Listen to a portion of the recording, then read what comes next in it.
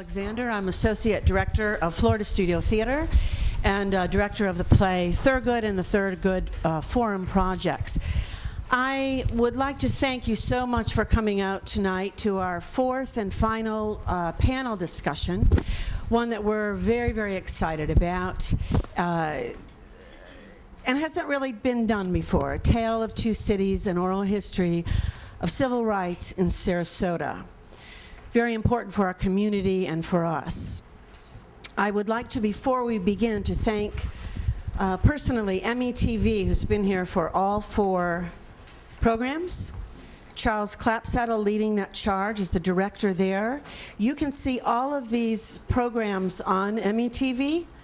They will be on our website, they're on YouTube, and they will be also on ABC TV as public service announcements throughout the month. So we really appreciate it, and Charles, I can't thank you enough for all that you've done for this program.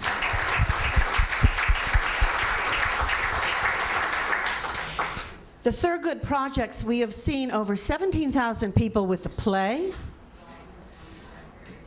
1,500 students and 500 educators and teachers. Excellent, absolutely. We have an online forum that 500 households have engaged in discussions. The Sarasota Ministerial Association has declared the month of February Speaking Racism from the Pulpits. There are 4 sermons coming into our websites as well. And all over the city, we are engaged in a dialogue. That's extraordinarily important. The play and the panels, but bring us on our fourth panel home. Home to our own community, our own city, our own leaders, to talk amongst ourselves and to look within ourselves and our own community. And the person that I want to introduce you is my co-partner in creating all of the forums, and not just creating them, but developing the line of thought and questions. Judge Williams has been instrumental in the programs. He has personally, with Charles Clapsaddle, made 2 films that have gone into all of the high schools. He has personally gone in and spoke to the high school students attending here. And he has helped develop and has been the architect of the 4 panel discussions. Without your help, this would not be possible, and without your extraordinary community involvement on so many levels, this would not be possible. So I want to thank you from Florida Studio Theater and our community.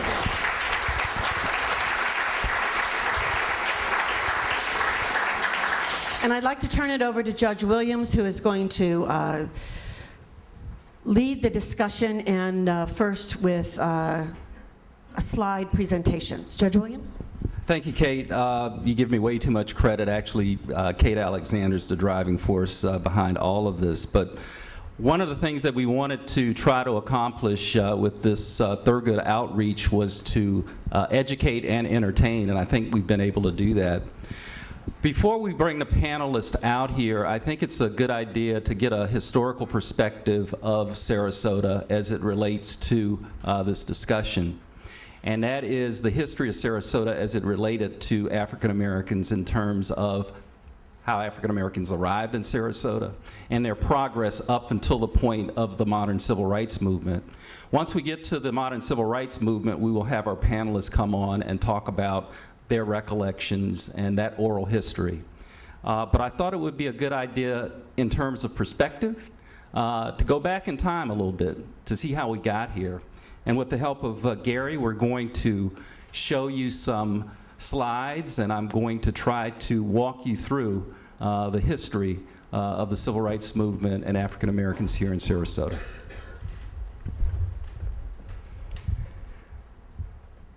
In the later part of the 19th century, next to cotton and rice, turpentine became one of the South's greatest exports. Slaves were originally used for the labor. And after slavery, convicts were often leased out by local sheriffs to perform the same work. This photograph depicts an African-American laborer performing this labor near Sarasota, sometime around 1874, 1875. By 1910, there were 5 working turpentine camps in this area. One was near where Fruitville Road and I-75 meet now, and another near the Carlton Preserve area. As these camps closed in the 1920s, many of these workers stayed in this area, and they became Sarasota's first black citizens. In this photograph, we see 2 of Sarasota's earliest African-American residents, Irene and Lewis Colson. Lewis Colson was a well-respected citizen, known as Reverend Colson. He had been with a group of land surveyors who had platted Sarasota in 1885. In 1897, for the price of $1, he sold to the trustees of Bethlehem Baptist Church the property on Central and 7th Street, which Bethlehem Baptist Church was built. He was the first minister of the church, serving from 1899 until 1918. He and his wife, Irene, are the only African Americans to be buried in Rosemary Cemetery in the city.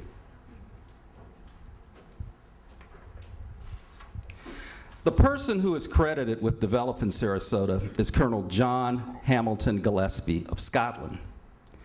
Pictured here in this photograph in the early 1900s is Leonard Reed.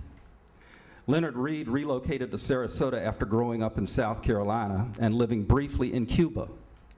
Reed met Gillespie, and within a short time, he became Gillespie's manservant, butler, coachman, and confidant.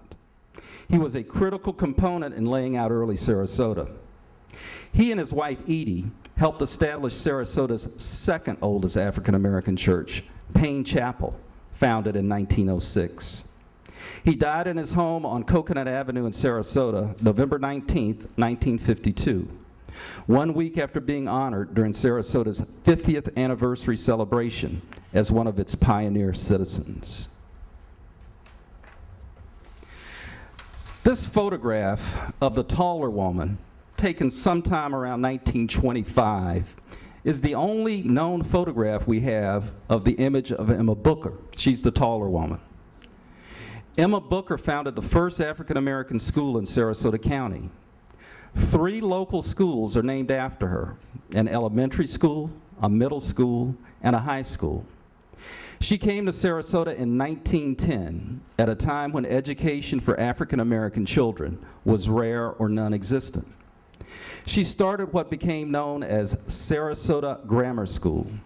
She became its first principal and taught several classes.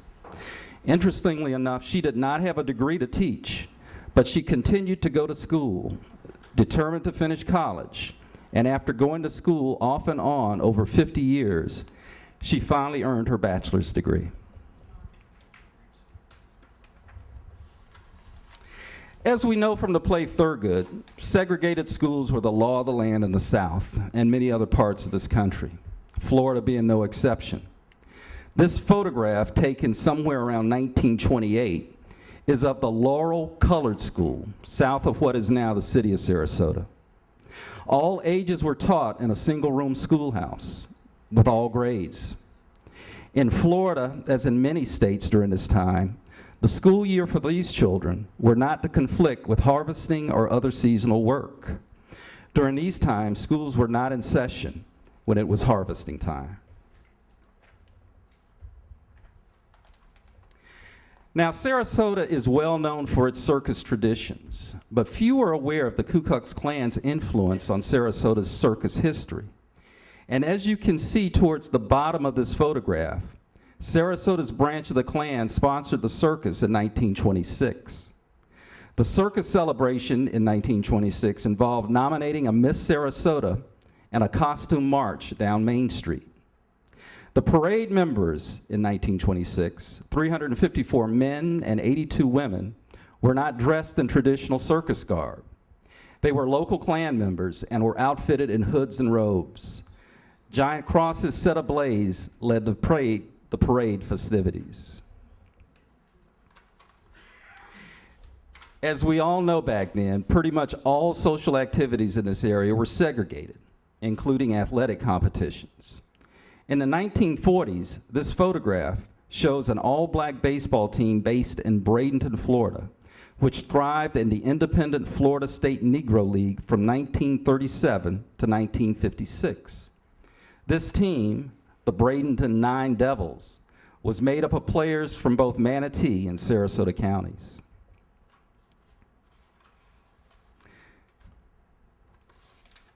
Now, as we know, in World War II, troops were still segregated. It came to be that in Sarasota, many of the troops were trained here for World War II. Obviously, those troops could not attend the white officers' clubs or the recreation centers. So Sarasota built in 1942 what is pictured here, and that is the Colored or Negro Troops Servicemen's Club. And this club sits on, I believe, where the Newtown Recreation Center now sits. Despite the obstacles inherent in a totally segregated society, Black Sarasota persevered in separate schools, parks, and beaches. Pictured here in the 1950s is a Booker High School graduating class.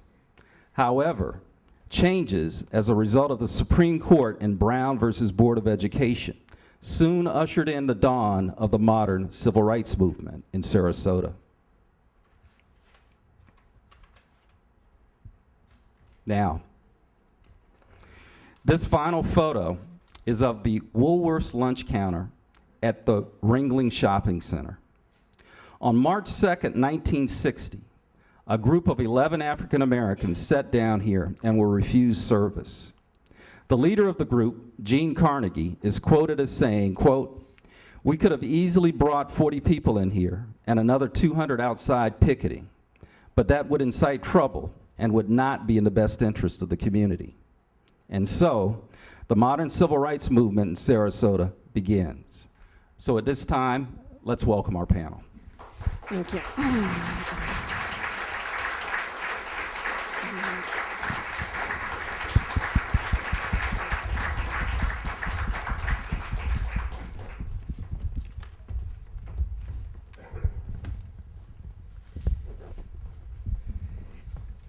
And I'm certain that all of you, if you don't, you should know the members of this panel, but I will go ahead and introduce, starting with to my left, Tom Tryon, who is the Herald Tribune op-ed editor. Next to Tom is Commissioner Carolyn Mason of the Sarasota County Commission. Next to Commissioner Mason is Vice Mayor Willie Shaw, Vice Mayor of the City of Sarasota. Next to Vice Mayor Shaw is Mr. Trevor Harvey of the Sarasota NAACP. And next to Trevor Harvey is Dr. Eddie Renier, PhD, psychologist, and friend of Florida Studio Theater. Welcome.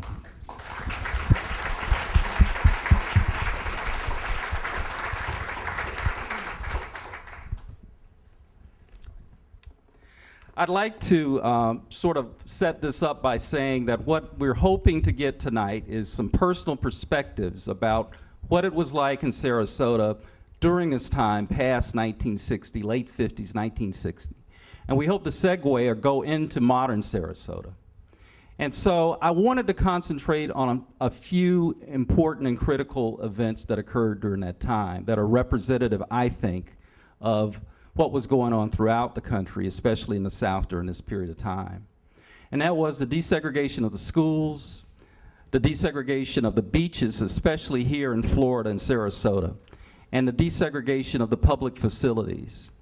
And I'd like to start by talking a little bit about the desegregation of the public facilities, the hospitals, things of that nature. And I'd like to pose that question to Vice Mayor Shaw first and ask him about his recollection and any comment he might have had from overhearing what we had in terms of the slide presentation prior. Very good. Thank you so very much. Here in Sarasota, I was born in 1947 at Sarasota Memorial Hospital. At that point in time, blacks were in barracks outside of the main hospital. In 1955, the hospital, as we know it pretty much today, for its center, was rebuilt into the brick building. We were still outside, and at that point we were in 2 East, a building outside of the main hospital building. The first place that we were placed in the hospital after court cases was 1 North, and the persons of color were all kept on that one floor. We were not integrated into other areas. If you were orthopedic, you were on 1 North.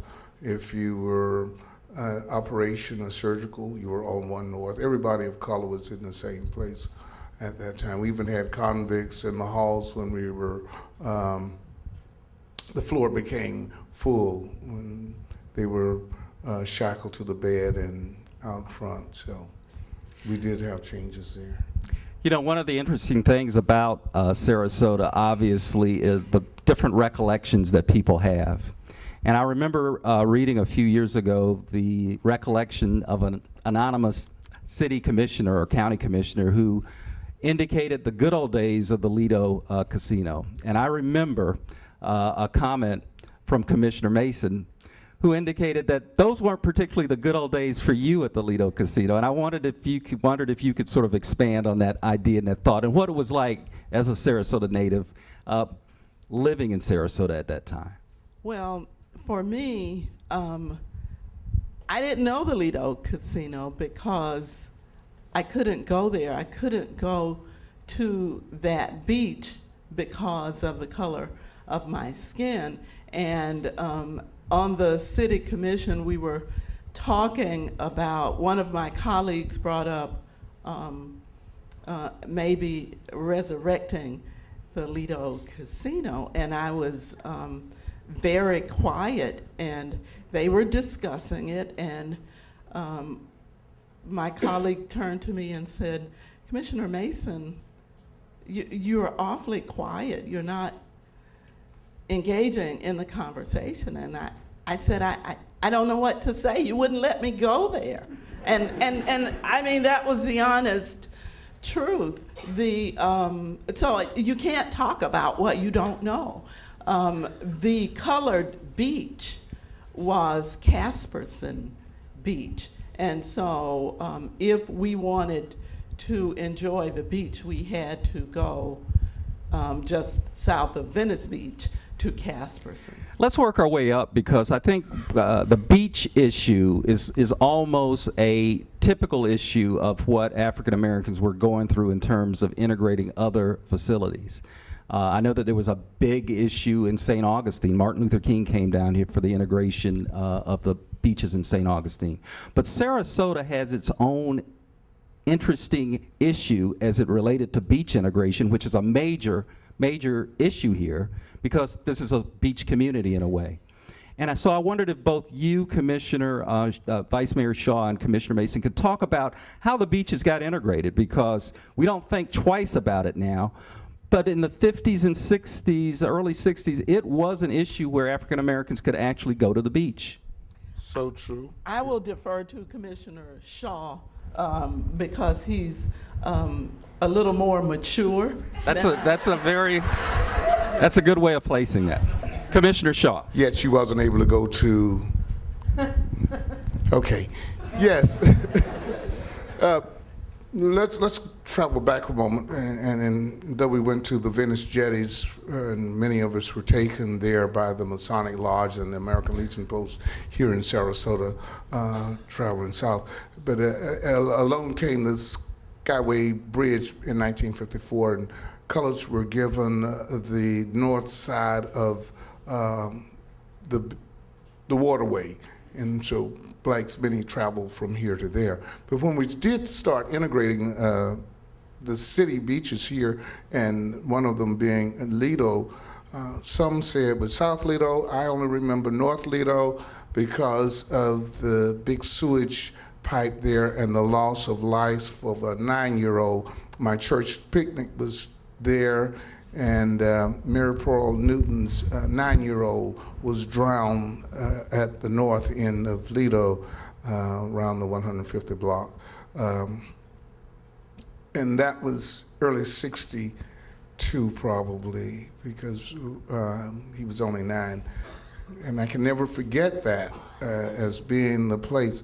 The most interesting thing, though, is that where we were given permission to go swimming was where the city's effluent was being dumped through Big Pike. At that time, DEP was not the DEP that we have today, and city effluent was transported out toward the Gulf of Mexico at that time. Let me ask a question, because I'm trying to get a visual. Were there signs that separated the beaches, or was it just tradition that separated where blacks and whites could go to the beach? At that point, it was tradition, because white folk knew that down at the piping, it wasn't the best place to swim. And Didn't need a sign for that. what was the let's talk about the overt discrimination, because a lot of times we think in terms of signs on water fountains. Was that going on in the 50s, late 50s and 60s here in Sarasota, where you actually had the signage? Definitely. If you were downtown in Sarasota, if you went in Crest or Bocoris, the water fountains were in rear near the elevators. On a Saturday here in Sarasota, what is Pineapple now, and in the area where Madison is found, was the old Seaboard Railroad train stations located. And everybody black knew who Deacon Butler was. Deacon Leonard Butler was the caretaker of the station, and on Saturdays he would open the train stations so that we did have facilities to use at that point in time. 3rd Street, which is now Fruitville Road, we had Margaret Dan, which turned out to be your Winn-Dixie, your QuickCheck, and your water fountains there were colored. Early up, about 1961, 62, we had our first black bag boy, and that was Walter Humphrey, son of Neil Humphrey. Quite a bit took place at that time. Let me ask you about what was known, or what came to be known, as the beach caravans and the ultimate desegregation of the beaches. And I wondered if either Commissioner Mason or... And I'm going to tell you why I'm silent there. I was born and raised in Overtown, which is the current Rosemary district. And so I don't know about the beach caravan. And that's why I defer to Vice Mayor Shaw. Well, let me also defer to, because I believe the NAACP was involved in that, so I'd ask Trevor Harvey his recollection of how that worked and how ultimately the beaches got desegregated, if he can add to that. Obviously, probably the audience probably can tell I'm the young kid on the block, and was not around at that point in time, and probably can tell because I got this iPad. You know, the young generation, we got to have all these technological stuff. As far as I know from what I've read and from what I've studied and for some of the archives in the NAACP's office, it was the NAACP led by Mr. Neil Humphreys and Mrs. Maxine Mays at that point in time that really mobilized the community together to organize the beach caravans. You know, they got all of the kids and the young adults together in these vehicles, and they drove across you know, the John Ringling Bridge, you know, onto the beach to integrate you know, the beaches. Now, more depth stuff, again, I will have to defer that to Commissioner Shaw as well. But NAACP was very integral in that mobilization part, and getting the people out and saying, we have to make this, we got to make this change and this difference. But ultimately, the beaches were desegregated as a result of those efforts. They were, and at that same time, if I may come in, Sheriff Ross Boyer came about during the 1965, the last of that. But he too was instrumental in making a headway in moving south at a siesta at the very same time.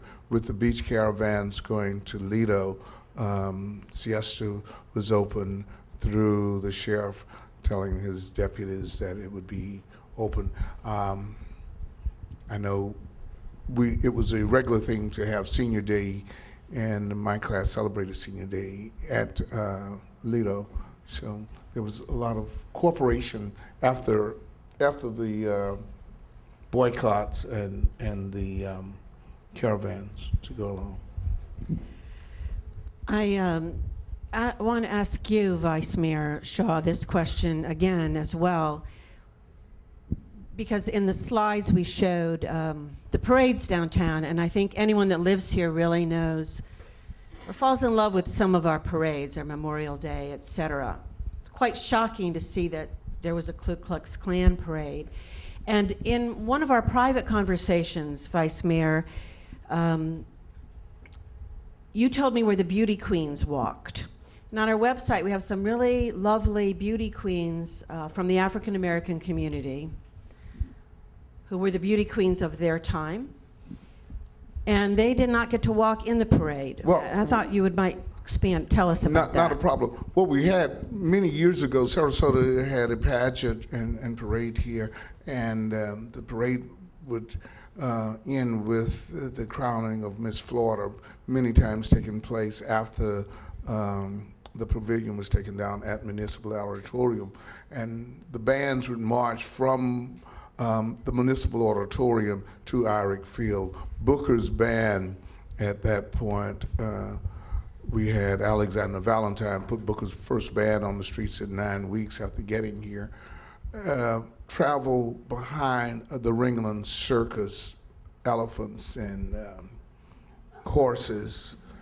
We were not allowed to break our ranks, and thank God we had 2 street sweepers at that point in time, Mr. Lonnie Logan and Mr. John Douglas, 2 men who pushed 55-gallon drums in front of the band and did their very best to keep us out of the droppings of both the elephants and the horses.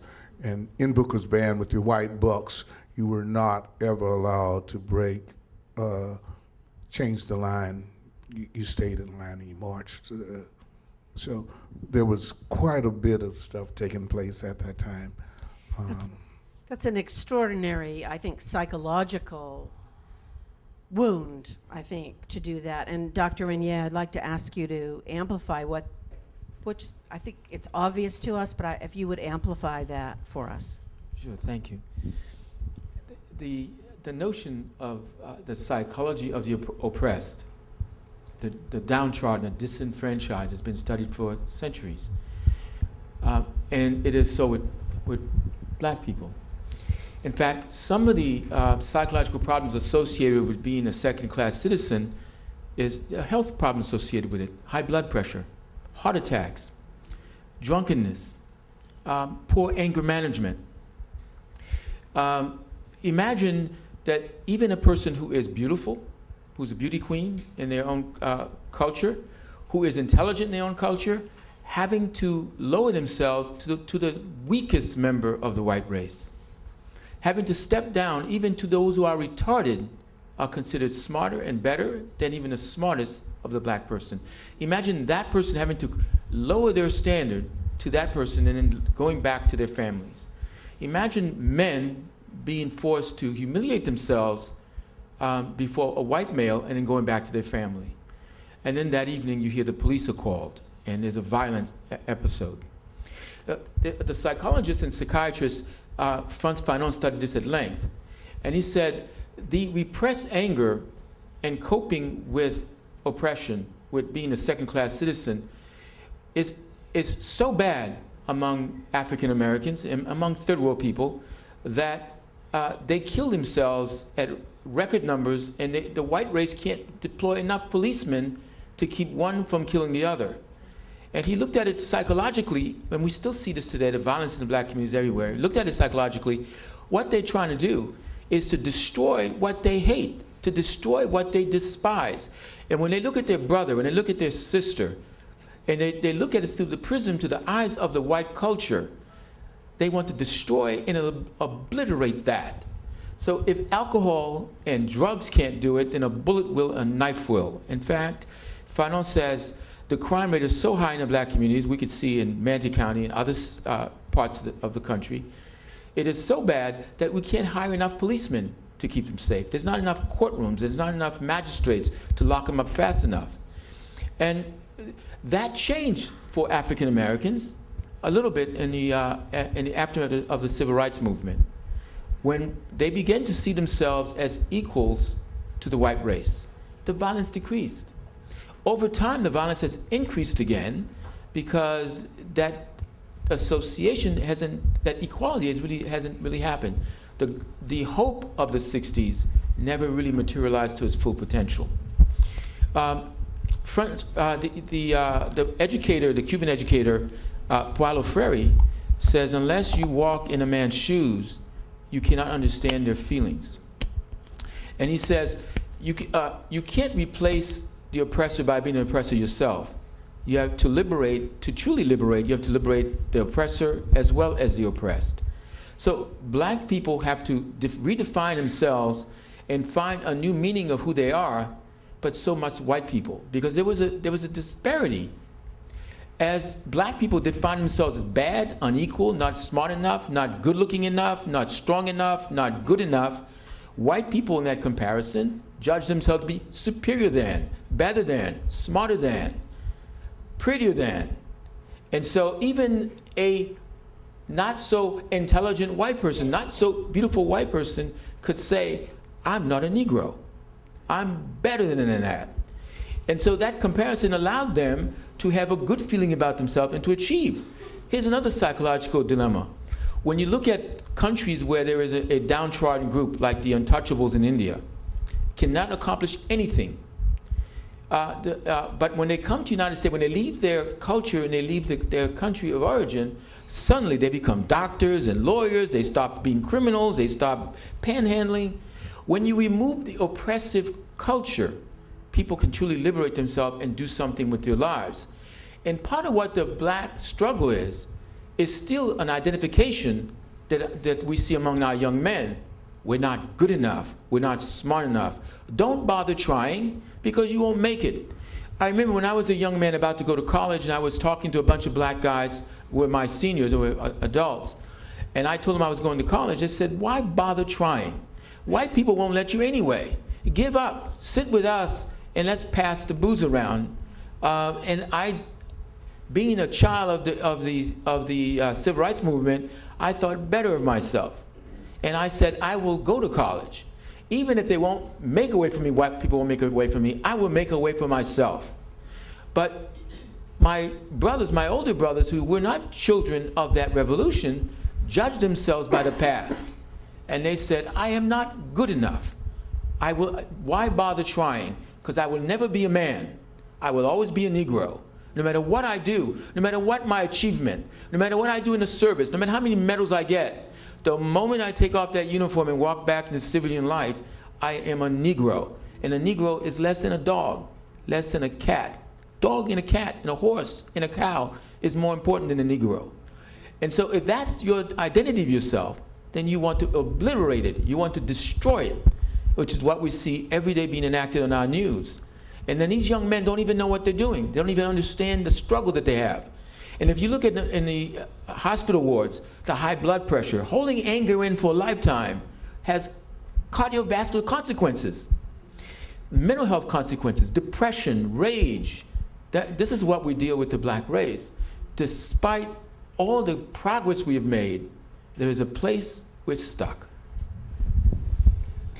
Vice Mayor Shaw. And just to travel further, you showed pictures of the Woolworth sit-in, the cafeteria, the Woolworth over on Ringland, and the psychological impact that it had. On the day that Gene Carnegie took many of the students who went in there, one of them just happened to be Odessa Crenshaw, who was just crowned Miss Booker at that point in time.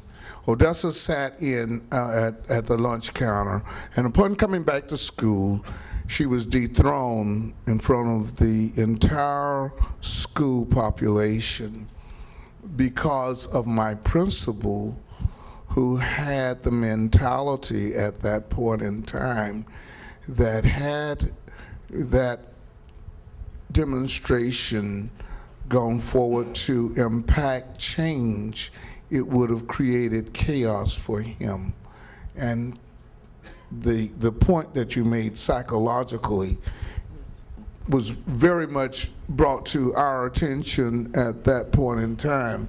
And when you went to the place of black men and black folk degrading and themselves, many within my community felt that he was an Uncle Tom. And I know that this isn't one of the conversations that was in your questions, but that impact took place at an early age. In 1960, I was in the 8th grade and 7th or 8th grade. Anyway, that stuck out in my head more than anything. What did he just do? He brought the queen of our school, one of the most beautiful persons there, and she was replaced with another young lady who was attending our school from Tampa, Dorothy White, who wasn't even from Booker, wasn't even, just to show the psychological impact that the game plays upon you when you're who you are.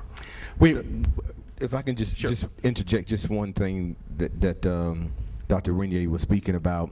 I encourage our audience at some point in time to really get a deeper understanding of the psychological impact of African Americans.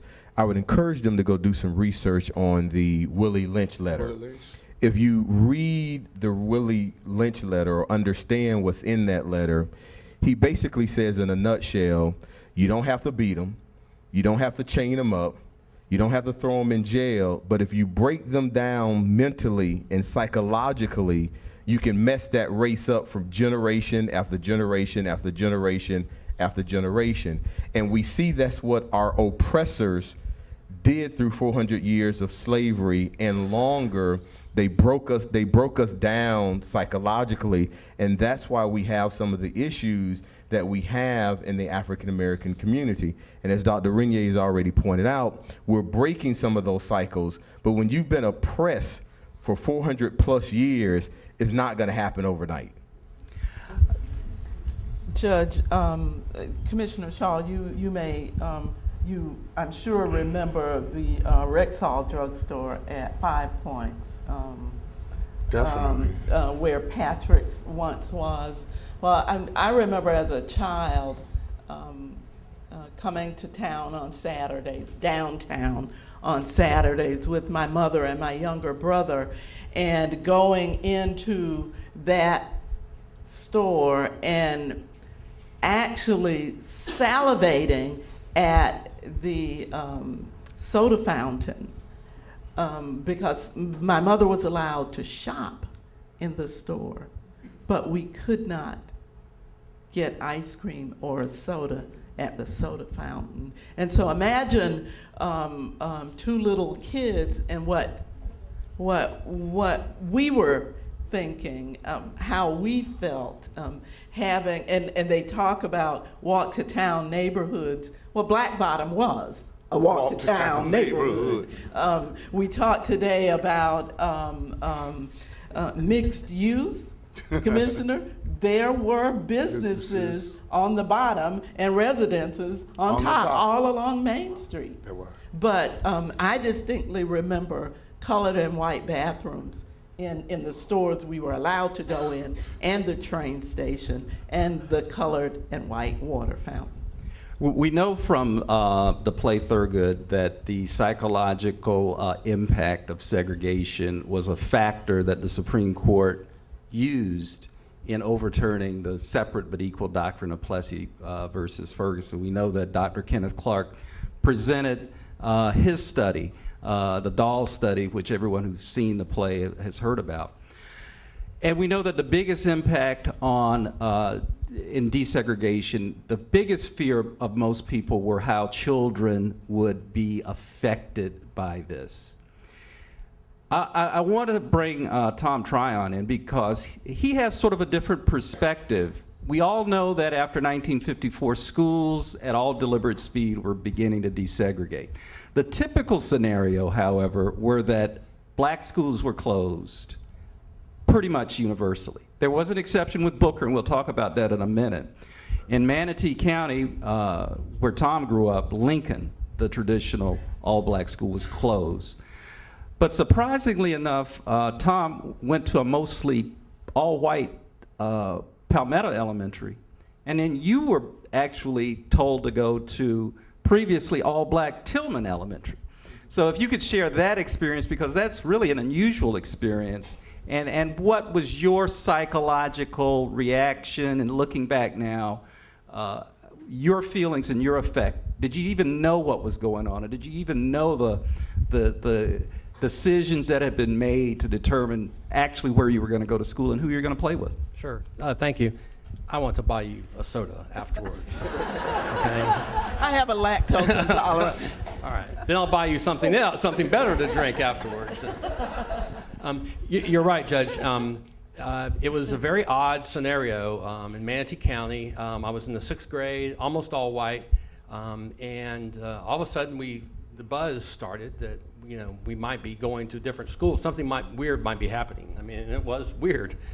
And long story short, there was a case that was filed in federal court. A judge, a very courageous judge, actually, Ben Krentzman, ironically was from the panhandle of Florida. You would not expect him to be particularly enlightened, but he was. For the time. There may be some people from the panhandle here, but I'm not. For the I'm not time. Sure. Okay. And so the case went to court, and it was time to desegregate. And the governor at the time, Claude Kirk, Claudius Maximus, as some people refer to him, literally came down to Bradenton to the school administration and seized control. He was there with the sheriff. Not unlike what George Wallace did Right. at the University of Alabama. Right. And so Krentzman issues a contempt order, requires Kirk to come, to Tampa to face the music, and was threatening with fines. And as I recall, you said there was something funny, interesting about the fines. Actually, my understanding is the federal judge found Claude Kirk, who was the governor during this period, in direct contempt, and ordered that he pay a fine, and I want to say it was like $10,000. He ordered that he pay the fine from his personal funds, not from state funds, and I believe that quickly ended Claude Kirk's. Yeah, it did. But it was a massive scene. I mean, literally, there were federal agents around the school board, and so the judge issued his final order, and we took about a week off. This was the spring of 1970, and we took about a week off. And the next thing you know, 1970, and the next thing we know, we said, somebody just said, you're going to Tillman, which had been the all-black school. Ironically, it was newer than the old white Palmetto Elementary school. And we got on the bus, and they closed Lincoln as a high school. It remained as a middle school, which it is today. Black kids from north of the river where I grew up either went to Palmetto High School or across the river to Manatee, and there was massive busing every which way. And in retrospect, it was scary, and I was fortunate that I had a mother who was not going to tolerate racism in our house. Can't say that about my dad, but fortunately she prevailed. And what that taught me, it was good. It was difficult, but it was good that I had to get on that bus. As a white kid, I had to get on that bus because I then experienced some of what the black children who were bused elsewhere. And in Sarasota, there weren't many white folks didn't get on the bus. Right. And so it was not the same experience. I wouldn't pretend that it is, but I did have that feeling of being uprooted, being sent somewhere else. So that was the story. And that was a 180 from what happened at Booker. And I would like someone to comment, because Booker, which was and we saw the photograph of Emma Booker, Booker High School was like Lincoln High School, the all-black high school in Sarasota. But Booker took a different route.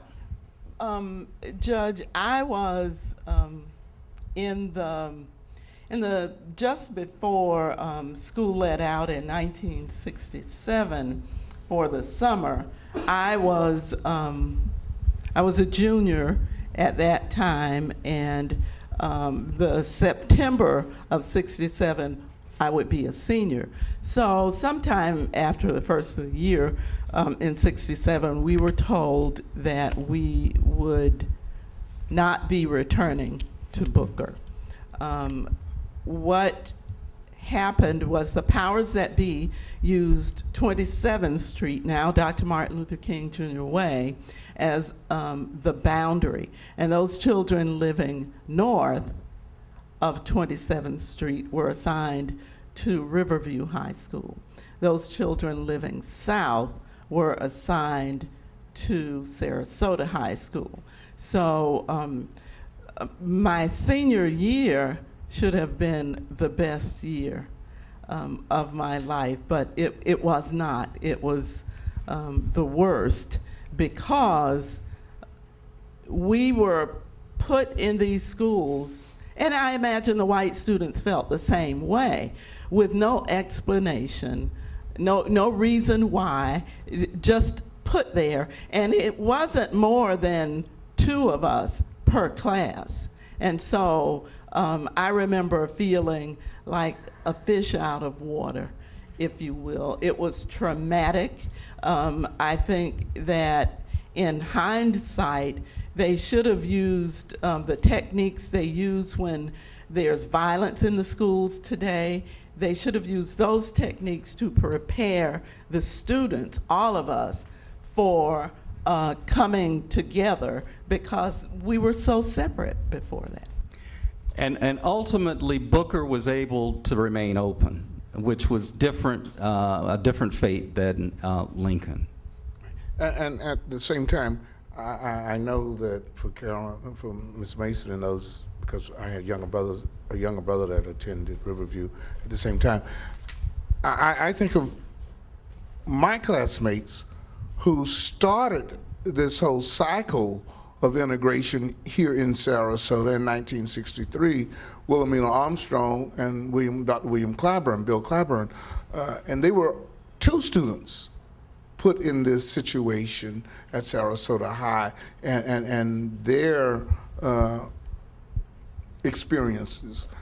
By the time it got to you guys in '67, the plan had already been documented and put into place and implemented where we were going to have the driving. The harshness of this was the number of school teachers from Booker who were relegated to lower standards. The principal of Booker was given a title of visiting principal. He was never given a school or anything of that sort. Yet he had held Booker. Booker was built in 1953, the brick building, and never got a paint job until 1963, simply because, no, we weren't allowed to touch the walls. We didn't walk on the grass. We didn't chew gum. We neither smoked cigarettes. A boy did not hug a girl in a shirt that was not tucked. You did not wear. It wasn't because it was deprived. It was because we didn't touch the walls. You walked down the campus, you walked down the hall. The hall had 2 sides, and you had student body members standing, student council members in the middle. You didn't touch the walls. My principal would look out into this audience as I would look out now, and he would tell each one of the students by name and call you and tell you if you were chewing gum to get up and go to the office. He had the deepest voice that you'd ever hear, Roland W. Rogers. So I look at that. I look at teachers. We have the name Janie Poe, but Janie Jackson Goodman Poe was one of the most intelligent individuals you would ever meet at the school of Booker. Booker had no teacher without a master's degree. Every one of our teachers had a master's. And when they were sent into the white schools, they were put in different levels, far below what was. So it was not only the students that experienced this traumatic change, it was the teachers also. And when it came to subjugation and the psychological impact, it went to the adults just as well as it went to the students. So we saw all of this, and I apologize for... No, and that's a debate that many people have had in terms of really the practical results of what happened in Brown and the total desegregation of what can only be described as American apartheid. The history of Sarasota, the history of this area has been well presented by you, but I want to move forward now. I want to move forward to Sarasota. We know our history. We know what we had to overcome. And I want to start this with a question that may seem funny to some, but it's a question that I have found perplexing for years. And I will set this up because it often occurs when I leave Florida Studio Theater, sometimes after a performance, not necessarily Thurgood, but I will invariably, someone will sneak up to me, tap me on the shoulder and say, Judge Williams, I just have one question. Where are all the African Americans? Where are all the black people? How come they're not here? We don't see them downtown. Where are they? Now, a lot of them are here on the stage right now. And the other 9 out but there. I said that at some point I was going to get the answer to that question, and I'm going to ask Commissioner Mason and Vice Mayor Shaw to respond to that request, because that's not an unusual question that you get. It is not unusual. I believe there's a Mason-Dixon line. Doesn't have anything to do with me. Mason's my married name, but and my husband's dead. I think it's Fruitville Road. I think that you are spot on. Besides Commissioner Shaw and I, and the folks in the audience, the African Americans in the audience, you don't see a lot of African Americans downtown. I think it's because that line is there in their minds, and they don't feel comfortable, they don't feel wanted, and so you don't see them. Yeah. Vice Mayor Shaw? And I have to agree with Commissioner Mason in that, one, the number of black folk that you don't see in the Van Wezel, the Symphony, or anything else. I think I brought this conversation to us in the very early openings of these conversations, and there are those who were present that evening and said, but we're bringing the kids. And I said, great experience for a child, but if you try reaching out a little further and make this a family experience, it will be more than just a child to have the conversation in the house or at the dinner table. Because of a lack of exposure, people don't do what we are supposed to do. Most of the people we find downtown, even white people, aren't from Sarasota. They have come here from someplace else. Sarasota's downtown itself has done away with the local. We have promoted ourselves as a center and a mecca of culture, but we are not being inclusive of the cultures that are within this city. And that's the place I make. Let me get a perspective, because one of the things... Judge, if I may add something, if you don't mind, something a bit more personal. It's not just an imaginary line of Fruitville. There's also an experience line. I remember, I still remember, because it's continuing. If one of us go to one of the stores in downtown, and we go shop, we're watched. The security will even follow us through the store. If we write a check, we'll be asked for identification. You'll hold up the line. People look at you. They think you're a crook. That's why they're asking for ID. You're embarrassed. Everybody else goes through the line, and everybody is without a hitch. But we come through, we're stopped. So how many such experience must you have before you get the idea that you should go to places where you already know that you won't have to produce an ID or 2 forms of ID, that you won't be watched to the store. So we start to go to places where people know us, and we don't circulate at other places. Now that has to be a business consequence to this, to the folks who own businesses here, as far as I look, money was always green, not black or white. There must be a financial consequence, but I don't think they know it. The same thing happened in Tampa when when the football game used to be played there. And I remember going to that football game, and how many times the police stopped us and checked, and the folks in town, the people who owned the businesses, hated African Americans going there. So they decided to change the town. They went to Orlando. And then suddenly the income dropped like a lead balloon. And they wanted that football game back. And just so that people understand, that was a traditional game that involved historically black colleges and universities that were played in Tampa traditionally for years between Bethune-Cookman and Florida A&M. Right.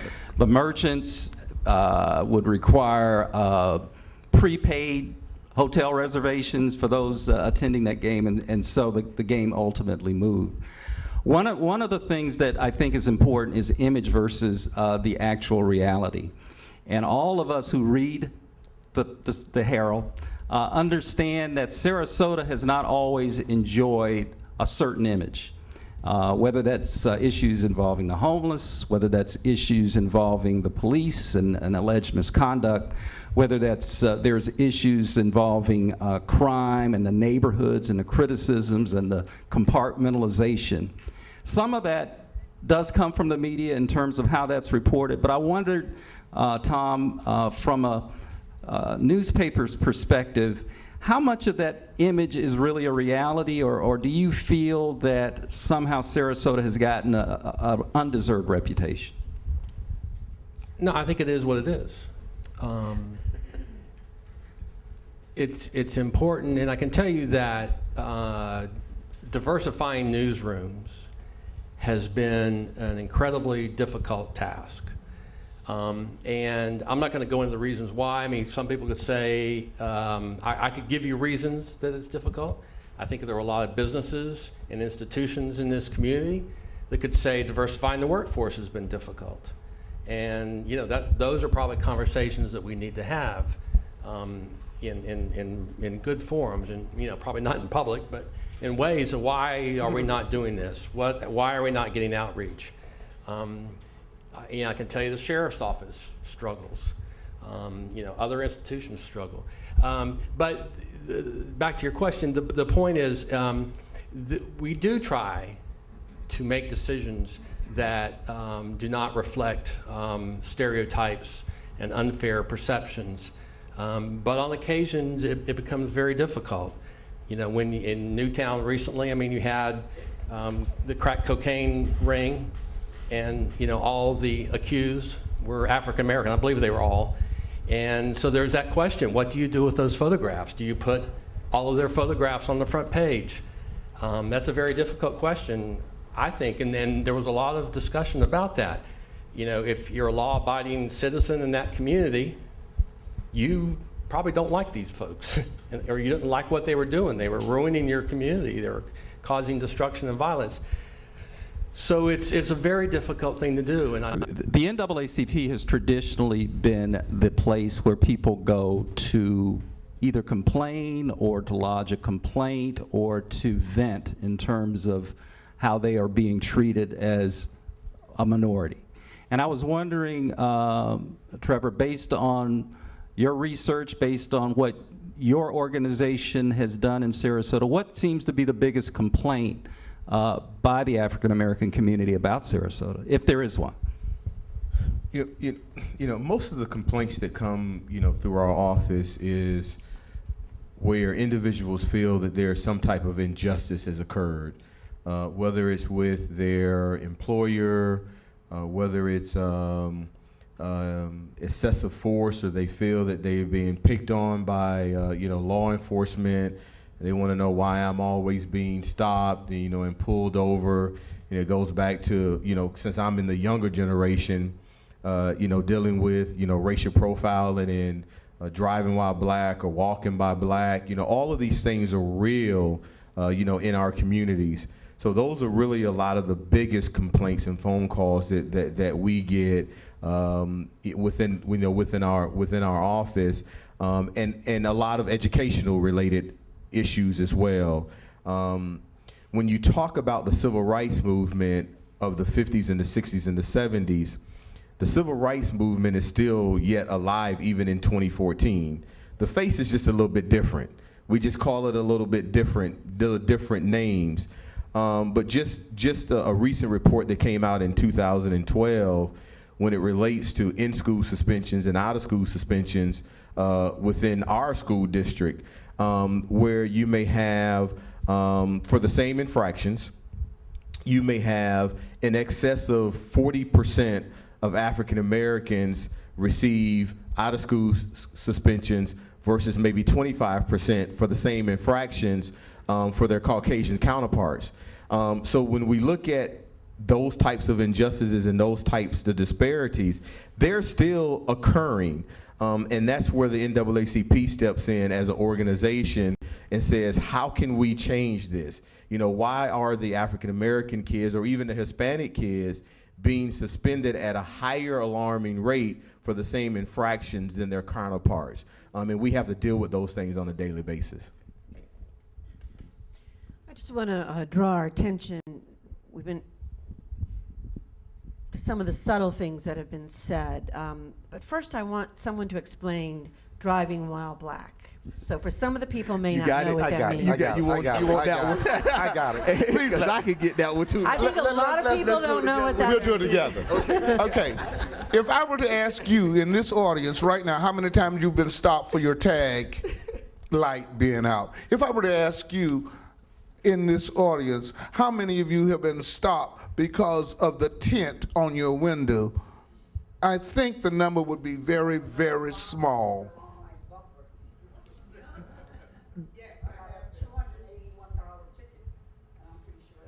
And I mean, but these are things that we find regularly driving while black.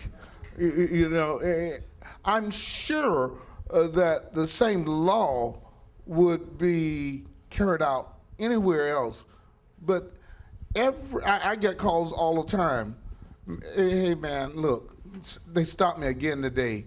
I bought my car with these tints on.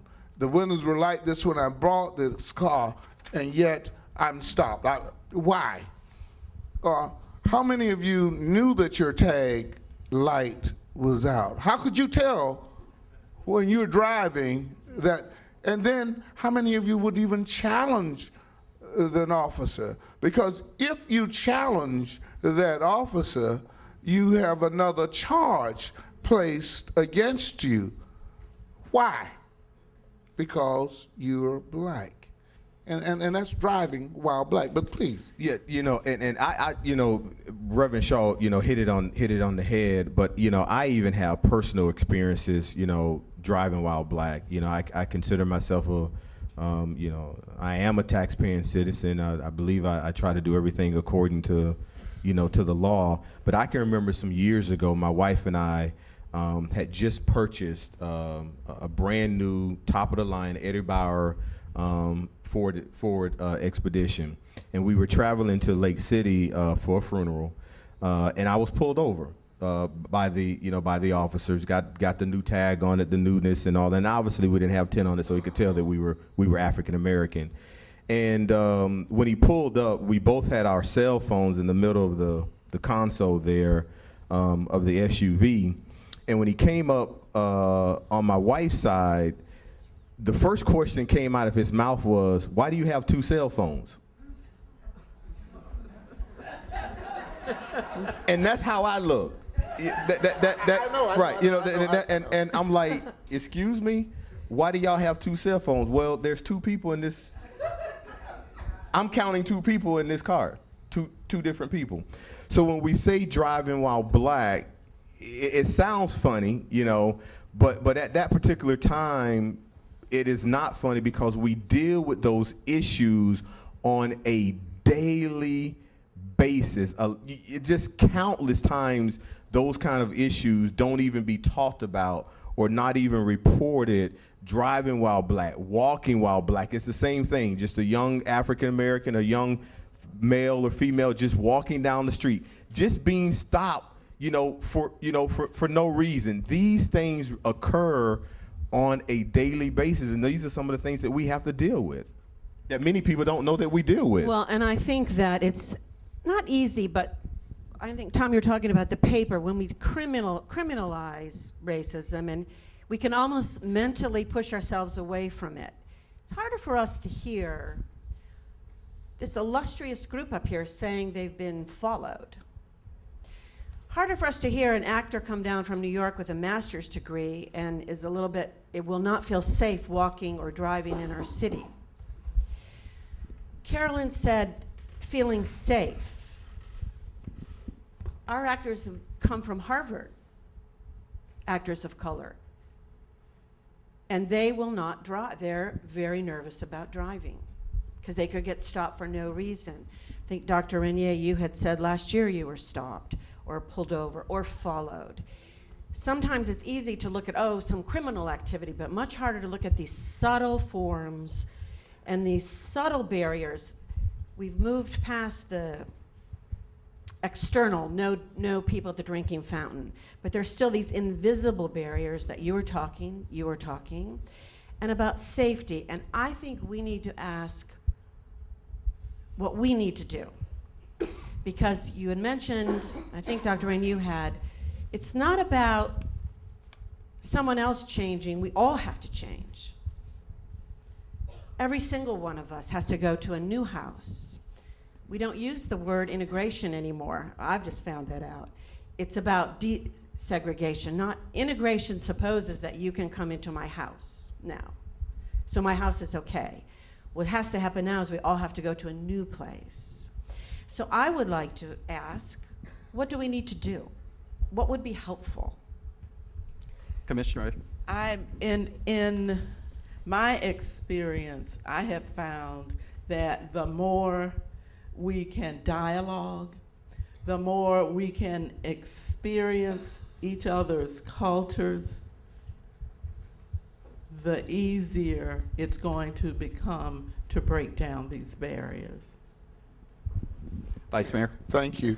I want to first slip this in, the subtle. And I do this to my media person. And even in his conversation today, you used Newtown. Newtown is usually used when it's a black on black issue. If it's somebody white, it's North Sarasota.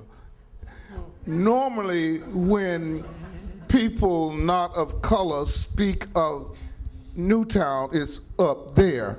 I don't say anything about out there or over there, but we are up there until we do some real soul searching here and carry these conversations. We love these forums. I would love to be on every one you put out. I would love to engage each and every one of you when we get into these conversations. Subtle. Let's do one more subtle thing. I go in a store, and I have been taught all of my life, as I know every one of us up here has, is that money goes from hand to hand. You ever go in a store and find your money put on the counter after you have exchanged it with the person behind the counter? That's subtle racism. That's subtle. It's subtle when we are up there. You're not. We just put ourselves in a whole nother place in this conversation today when we say Newtown. Isn't that still Sarasota? Or did we move it? You know, and those are the things, we don't need to do these behind closed doors. We need to engage each other where we are. When I grew up, if I messed up in front of you downtown and my mother and dad thought I had messed up, I got the beating there. They didn't wait till I got home. That's right. Okay? So now I learned, we're going to have to learn. We're not going to have to continue doing this here. We need to do this in the open, because as long as we keep this closeted, as long as we keep the lights out, unless we put the light on the subject. Sarasota in 1984 in People's Magazine was rated the 13th most segregated city in the nation. Do you think those numbers have changed? If they have, it's only gone down to the number 4 or 5 because of who we are. I got many people who have retired to Sarasota of color. Very wealthy people, very nice people, and intelligence above and beyond. Yet they too are clumped in the same group when it comes to Sarasota. You don't look at us as being a retiree living here or there. You don't look at it that way. We're all the same. And it's going to take cooperation. It's going to take the progressive conversation between you and I, because I only met you the other day to know you the other night, to know you for who you are, and we talk. So and I would like Tom to comment on that, because often the term Newtown is used basically to describe Black Sarasota, and what is the paper's responsibility, I think, or the media's responsibility for portraying or perpetuating a certain stereotype?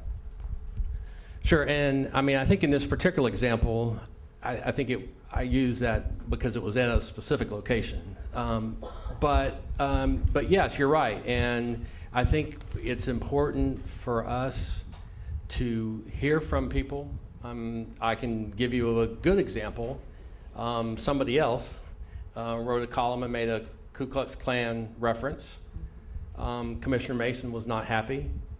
You called me, as I recall, and the next day we had a letter to the editor explaining her view and how she had thought that was a bad choice of words and headlines and that kind of thing. So as Reverend Shaw said, it's important for us to continue to have these conversations and to be able to pick up the phone and say, do you realize, because we may not have, and it's a fast business. That's no excuse, but it's a fast business. People make quick decisions. And so we need to be as engaged with the community as possible to ensure those kinds of things don't happen. I need to be accessible, so at least if we don't agree, Reverend Shaw knows that I grew up here. I've got grandchildren. I care about them. I care about the schools. My daughter's a teacher. And I think when we start to understand those things, it's much easier for us to converse and to do those things. So I think having an engaged citizenry is vital because we have a Hispanic community. We don't hear much about the Hispanic community and their challenges. So I think it's very important for that to be engaged and to have that two-way discussion. I think that's critical. Judge, I want to jump in on this real quick as well. Kate and I was having a brief conversation last night at the social event for Devil in the Grove, and one of the things that I shared with her through this whole Thurgood Marshall project was I was very excited with this door that's being opened. Because I think we have, and I don't think I've seen this door open as wide as it's been open over the last 3 to 4 months since the Thurgood project, released in December. And I was sharing with her that we have a prime opportunity to really have some meaningful, open dialogue about race in our community. But as Commissioner Shaw has stated, and Commissioner Mason and Tom has already stated, is that we can talk all day long, and we can talk until we're blue in the face. But if we don't have an open mind, and I'm talking about everybody, we all have to have an open mind, and we all have to realize the realities of racism. Many people feel that racism is just a term that we use, but we've shared some personal stories that has happened to us to let our audience know and the rest of the community know that racism is yet still alive in 2014. It's just not well. And one of the things that I shared the other night, Kate caught me off guard the other night. I was in the audience the other night at the play, and Kate caught me off guard, and I ended up on the platform. I don't know how that happened, but I ended on the platform. And one of the things that I shared with the audience that stayed after the play was that one day the NAACP wants to work itself out of business. We really do. Now, whether that's going to happen in any of our lifetime, I don't think it ever happened. I don't think we will ever see that occur because of the deepness of the hidden racism, that goes on in this country today. When we deal with the invalidation of Section 4 of the Voting Rights Act, when we deal with Trayvon Martin, when we deal with Michael Dunn, when we deal with Melissa Alexandra, when we deal with Michael Giles, and many may not know who I'm talking about, so just go Google them, just go Google those names and you'll learn the stories of them. But when we deal with those kind of things consistently, that's why it's important and relevant for an organization such as the NAACP, to be around. And, Tom was speaking about the writing perspective. Many times they really, I think, don't know. I don't think they do a lot of things intentionally when they're writing. And that's why it's important for individuals like us to bring it to their, attention and say, hey, that was offensive. That was sensitive, to this community. Because I remember a couple of years ago, I had to go sit down with the management staff at ABC7. Because every single time they was reporting a crime or a murder or something in Sarasota, they were reporting it that it came out of Newtown. It happened in Newtown. It happened in Newtown. And I know for a fact that particular year, several of the murders that got attached to Newtown didn't happen in Newtown. But was reported happening, in Newtown. So I went and met with the general manager. There was a team of us went and met with the general manager, and we had dialogue, and we discussed that. And as a result of that, when they report certain things that go on in North Sarasota, they use cross streets. They don't refer to it as Newtown anymore. But they were open. They had an open-mindedness. We brought an issue to them. They were open-minded. And so I said all of that to say is that we have to have an open mind if we're really going to go anywhere with this issue. Absolutely. And I know that, let me get to Commissioner Mason first. I wanted to just make a slight correction on something Trevor just said. This organization, Florida Studio Theater, has had the intestinal fortitude to not just with Thurgood, because I've been on a panel with Judge Williams talking about race, and another play, and then ageism. I was on the Older Than Dirt panel, but this organization has the intestinal fortitude to tackle these issues in a public setting. And I want to take this opportunity to thank them and encourage them to keep doing that.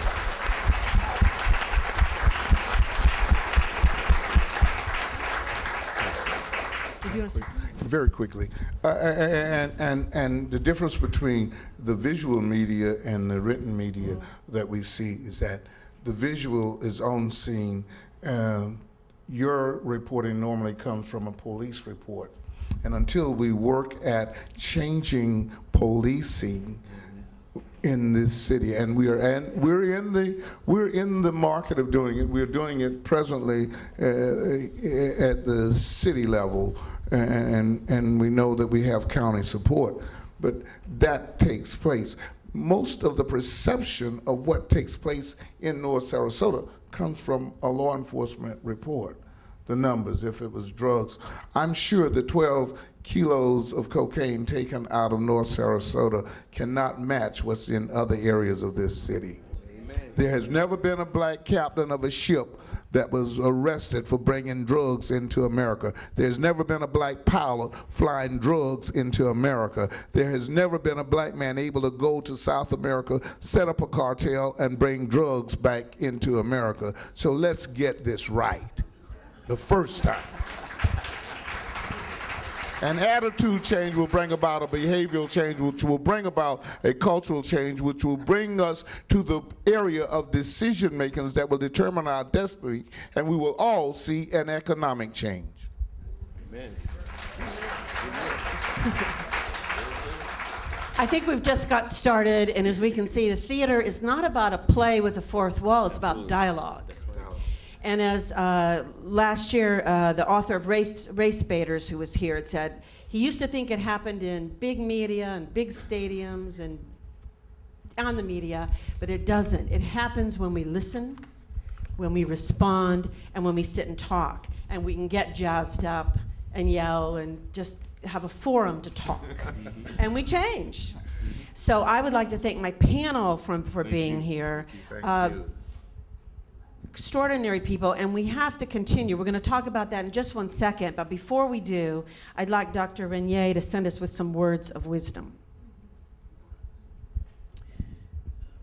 Psychologically, that is, when we look in the mirror, the man in the mirror, the woman in the mirror, we meet ourselves. And in that moment, let's realize what great change we have come through. We've come through desegregation. We've come from civil rights. Women have rights they didn't have before. Jews are accepted in our society like they've never had before. Women are equal to men today. Black men and women, they are. See, we're getting jazzed up. It's great. Now we're starting to talk. It's great. We need a couple more hours. They have. Black men and women have moved up in a way they've never done before. And we did it in one generation. So we have a lot of gratitude. As we look in the mirror today and tomorrow morning, we are changed. We're no longer who we were. We are different. Doesn't mean we don't have a long ways to go, but we should pat ourselves on the back before we throw out the baby out with the bathwater. We have made monumental improvements. We have a ways to go, but boy, I'm glad where we are now. All right. We're going to end this play with the poem from Langston Hughes. That was in the Thurgood play. Monte is not going to do it. We thought we'd bring our younger generation to do it, with all that symbolizes, and ask you something. The poem is going to be done in honor of Newtown's 100th anniversary this year. And a very important part and integral to Sarasota. This poem is in dedication to that. And I hope we can do it there sometime and bring our artists to do it. This poem ends the play. It's both an anthem, an oath. It was written in the 1920s, and yet it's a challenge to each generation for an America that will be. That America isn't a fixed identity. We aren't here. There's always someone oppressed. As Commissioner Mason said, or Tom, the Hispanic population, the gay population. So many populations are still disenfranchised, and yet there's a promise in this poem of an America that will come, this ideal we keep fighting for, and an oath. We're going to end on this play as the Thurgood play does and asks of us, And outside in the lobby are several organizations that all of these people are involved with, from the NAACP, Education for Life, with Judge Williams bringing Women for the Mideast, for education, the Jewish Federation, Sarasota Ministerial Association. We're just going to ask you to get involved. Find some place to give of your time to mentor at Booker Elementary School, to find some place and some action to take. We will continue these dialogues. They're necessary. Trevor and I are talking about that, and the forums will continue. So I'd like to bring out our actors. Please come center stage. We will stand for this poem.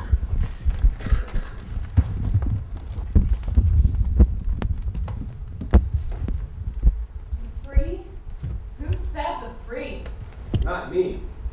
Surely not me. The millions on relief today. The millions who have nothing for our pay? For all the dreams we've dreamed. And all the songs we've sung? And all the hopes we've held. And all the flags we've hung. The millions who have nothing for our pay. Except the dream that's almost dead today. Oh, let America be America again. The land that never was yet. And yet must be. The land where every man is free. The land that's mine. The poor man's. Indians. Negroes. Me. Who made America. Whose faith and blood. Whose sweat and pain. Whose hand at the foundry. Whose plow in the rain. Let's bring back our mighty dream again. Oh yes, I say it plain. America never was America to me. And yet, I swear this oath, America will be.